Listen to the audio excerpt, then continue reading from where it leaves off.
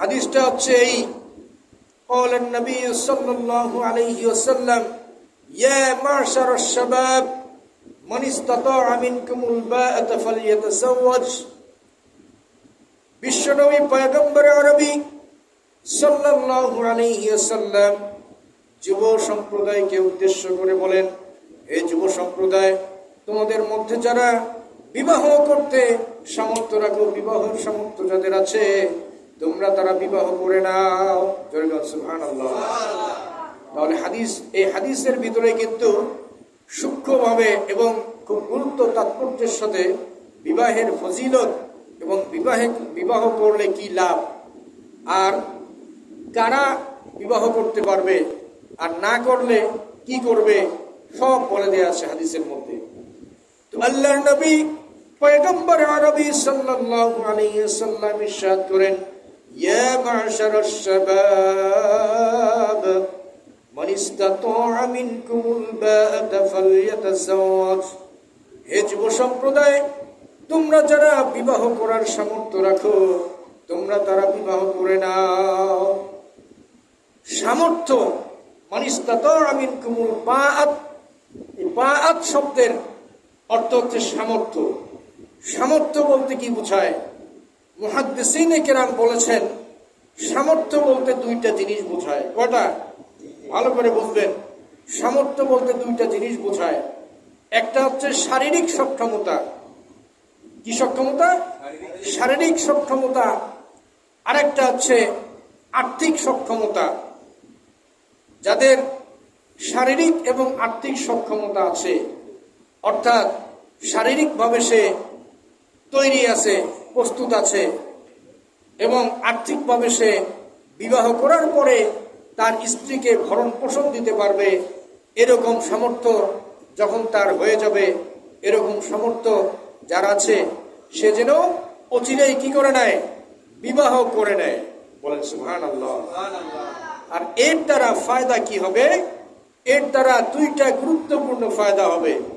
এক নম্বর ফায়দা হচ্ছে ফাইন্নাহু আগাদ্দু লিল বাসারি ওয়া আহসানু লিল ফারাজ। এক নম্বর ফায়দা যেটা, সেটা হচ্ছে এর দ্বারা তোমাদের চোখের হেফাজত হবে। বলেন সুবহানাল্লাহ। এর দ্বারা এক নম্বর ফায়দা যেটা, সেটা হচ্ছে চোখের হেফাজত। আর দ্বিতীয় নম্বর ফায়দা যেটা, ওয়া আহসানু লিল ফারাজ, দ্বিতীয় নম্বর ফায়দা যেটা, সেটা হচ্ছে লজ্জাস্থানের হেফাজত হবে। বলেন আল্লাহু আকবার। তাহলে আমরা বুঝলাম আল্লাহর নবী পয়গম্বর আরবি সাল্লাল্লাহু আলাইহি ওয়াসাল্লাম ইরশাদ করেছেন যুব সম্প্রদায়কে উদ্দেশ্য করে, হে যুব সম্প্রদায়, তোমাদের মধ্যে যাদের বিবাহ করার সামর্থ্য আছে, বিবাহ করার সামর্থ্য যারা রাখো, তারা বিবাহ করে নাও। এর দ্বারা দুইটা ফায়দা হবে। এক নম্বর ফায়দা হচ্ছে তোমাদের দৃষ্টিশক্তির হেফাজত হবে, আর দ্বিতীয় নম্বর ফায়দা হচ্ছে লজ্জাস্থানের হেফাজত হবে। এই দুইটা হেফাজতের জন্য বিবাহ করা অত্যন্ত অপরিহার্য। কথা বলেন ঠিক না বেঠিক? আজকে যে সমস্ত ভাইদের বাড়িতে ছেলে আছে, মেয়ে আছে, জওয়ান হয়ে গেছে, তাদের উচিত কি? বিবাহ করিয়ে দেয়া। তাদের উচিত বিবাহ করিয়ে দেয়া। অন্য হাদিসে আল্লাহর নবী সাল্লাল্লাহু আলাইহি সাল্লাম বলেছেন, যে ব্যক্তি বিবাহ করলো তার অর্ধেক দিন সে পূর্ণ করলো। বলেন সুবহানাল্লাহ। যে ব্যক্তি বিবাহ করলো সে যেন তার অর্ধেক দিন পূর্ণ করে ফেললো। সুবহানাল্লাহ ওয়া বিহামদিহি। এই হাদিসের শেষাংশে বলা হয়েছে, ওমান লাম ইয়াস্তাতি ফাআলাইহি বিসসাওম। আর যে ব্যক্তি বিবাহ করার সামর্থ্য রাখে না, সামর্থ্য রাখে না বলতে এখনো তার সামর্থ্য হয়নি, অর্থাৎ আর্থিকভাবে সে এখন পর্যন্ত পরিপূর্ণতা পায়নি, তাহলে তাকে কি করতে হবে? ওমান লাম ইয়াস্তাতি ফাআলাইহি বিসসাওম, সে যেন রোজা রাখে। বলেন সুবহানাল্লাহ। ফাইন্নাহু লাহু বিজা, কেননা রোজা হচ্ছে এমন একটা ইবাদত, রোজার মাধ্যমে মানুষের যৌন শক্তি, মানুষের যৌবনের শক্তি যেটা কামভাব, এটা অবনমিত হয়ে যায়, এটা স্তিমিত হয়ে যায়।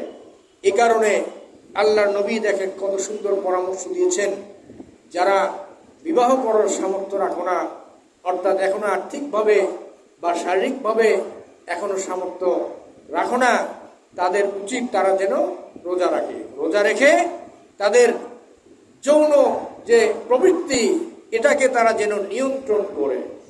এরপরে যখন তার সামর্থ্য হবে তারপরে সে কি করবে? বিবাহ করে ফেলবে।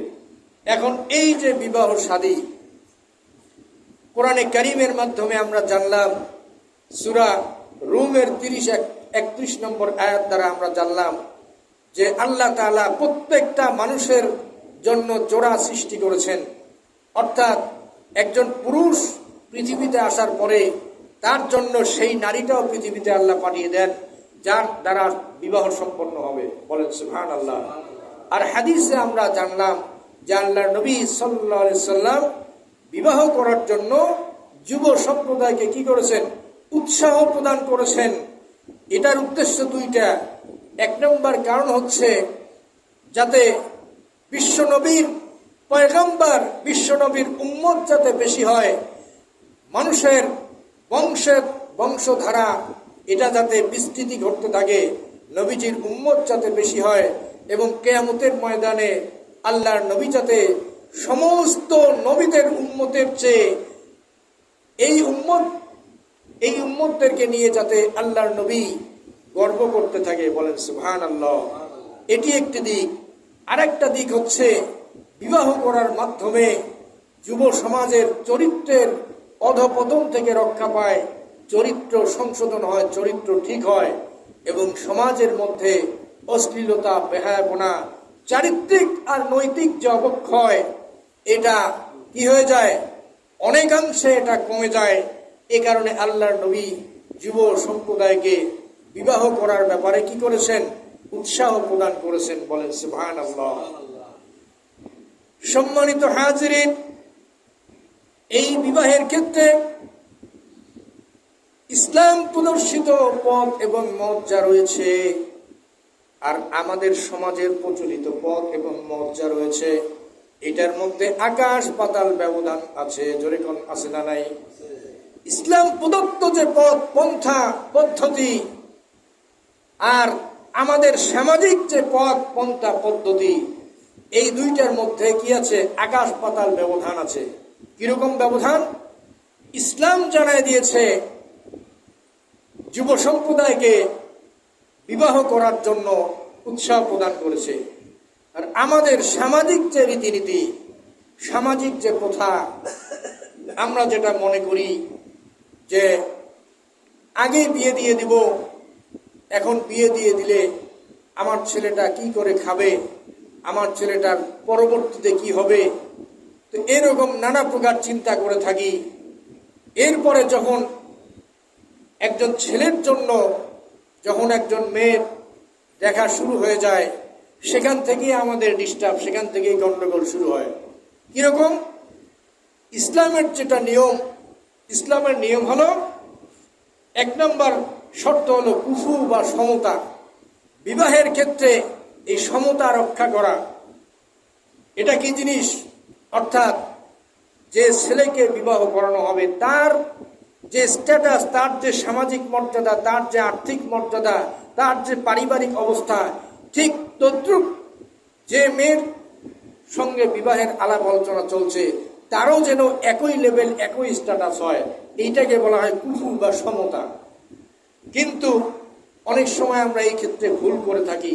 সেটা হচ্ছে যে আমরা অনেক সময় নিজের ছেলের অবস্থা থেকে মেয়ের অবস্থা অনেক উচ্চ পর্যায়ে আমরা কামনা করি, আবার ছেলের অবস্থা থেকে মেয়ের অবস্থা অনেক নিম্ন পর্যায়ের, লো কোয়ালিটির আমরা দেখি। তো এই কারণে বলা হয়েছে যে কুফু বা সমতা রক্ষা করা। সমতা রক্ষা করলে কি হবে? তাদের পরবর্তী পর্যায়ে যখন দাম্পত্য জীবন তাদের শুরু হয়ে যাবে, তখন এই সমতা রক্ষা করার কারণে দাম্পত্য জীবনে তাদের কোনো ঝামেলা হবে না।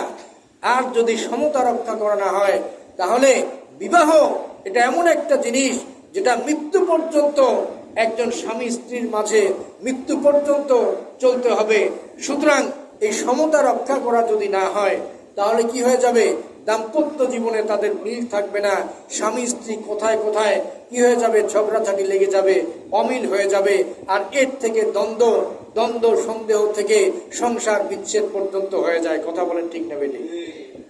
এই জন্য এখানে বলা হয়েছে কুফু বা সমতার ভিত্তিতে আপনাকে এটা সিলেক্ট করতে হবে।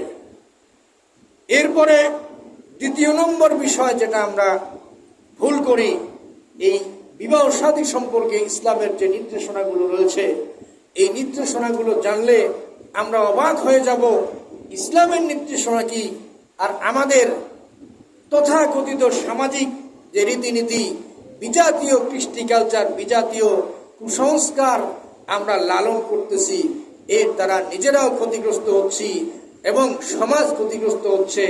পরবর্তী পর্যায়ে আমাদের যে নতুন প্রজন্ম যারা আসতেছে তারাও এর ক্ষতিগ্রস্তের মধ্যে পড়তেছে। কথা বলেন ঠিক না বেঠিক? যাই হোক, বলছিলাম যে পাত্রপাত্রী নির্বাচনের ক্ষেত্রে সমতা আমাদেরকে রক্ষা করতে হবে। দ্বিতীয় পর্যায়ে যখন পাত্রপাত্রী নির্বাচন যখন আমরা করি, আরেকটা ভুল করি। সেই ভুলটা হচ্ছে যে আমরা ধরেন একজন ছেলের বিবাহ দিবে, মেয়েকে মেয়ের বাড়িতে দেখতে গেছে, সেখানে দেখতে যায় কারা? দেখতে যায় ছেলের পক্ষ থেকে ছেলের দুলাভাই, ছেলের নানা, ছেলের অমুক তমুক, এরা মেয়ে পক্ষকে দেখতে যায়। কথা কি ভুল বললাম, ঠিক বললাম? অথচ হাদিসের ভিতরে আসছে, আল্লাহর নবী বলেন বিবাহ করার উদ্দেশ্যে যে মেয়েকে তোমরা দেখবা, পাত্রীকে যখন দেখতে যাবা, সর্বপ্রথম ছেলে নিজেই তাকে দেখবে, দেখে তারপরে তার ভিউ জানাবে, অভিব্যক্তি জানাবে যে পছন্দ হলো কিনা। আর আমরা করে থাকি কি, ছেলেকে আগে পাঠিয়ে দেই না, আগে ছেলের মামা চাচা যারা আছে, খালা খালু যারা আছে, দুলাভাই যারা আছে, এগুলো সব হচ্ছে কি বেগানা। এগুলো একটাও ঠিক নয়। বরঞ্চ যদি সম্ভব হয় তাহলে কয়েকজন মহিলাকে পাঠিয়ে দিয়ে আর ছেলেকে নিজেকে পাঠিয়ে দিয়ে দেখে আসা, এটা হচ্ছে সবচেয়ে উত্তম কাজ। এক্ষেত্রে আমরা ভুলটা করে থাকি। তাহলে যখন আমাদের বিবাহটার শুরু, তখন থেকেই তো আমরা ভুলের মধ্যে থাকি। তাহলে এই বিবাহের মধ্যে বরকত আর রহমত আসবে কিভাবে বলেন? আপনারা কষ্ট পাচ্ছেন? হ্যাঁ, কি আমি কি ভুল বলতেছি? এটা একটা বিষয়। এরপরে দ্বিতীয় বিষয় হচ্ছে, ধরেন ঠিকঠাক হয়ে গেল, হয়ে যাওয়ার পরে এখন বিবাহের কাবিননামা যখন হয়, দেনমোহরের যখন বিষয়টা আলোচনায় যখন আসে, তখনও আবার মুরব্বীরা ঠিকঠাক করে ফেলে। কি ঠিকঠাক করে ফেলে? যে এত লাখ টাকা মোহর ধার্য করতে হবে। এটা কে ঠিক করে? এলাকার মুরব্বী গণ্যমান্য ব্যক্তিরা ঠিক করে ফেলে। 5 লাখ, 7 লাখ, 10 লাখ টাকা মোহর ধার্য করে ফেলে। অথচ এই টাকাটা পরিশোধ করা এই ছেলের উপরে ফরজ। এটা কি আমার কথা? সূরা হাদিস না, এটা কোরআনের কথা। সূরা নিসার মধ্যে আসছে, আল্লাহ তাআলা বলেন, ওয়াআতুন নিসাআ সাদুকাতিহিন্না নিহলা। আল্লাহ রাব্বুল আলামিন বলেন, তোমরা সন্তুষ্ট চিত্তে, খুশি চিত্তে, খুশি খুশি ভাব নিয়ে তোমাদের স্ত্রীদেরকে তাদের পাওনা মোহর পরিশোধ করে দাও। সুবহানাল্লাহ বলবেন না? এটা আল্লাহর নির্দেশ, আল্লাহর ঘোষণা যে তোমরা সন্তুষ্ট চিত্তে যেটা মোহর নির্ধারণ হয়েছে, এই মোহরটা কি করে দাও? পরিশোধ করে দাও।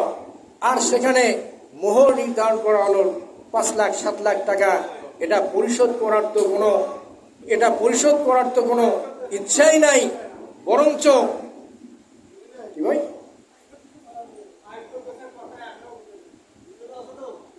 কথা বলা যাচ্ছে না?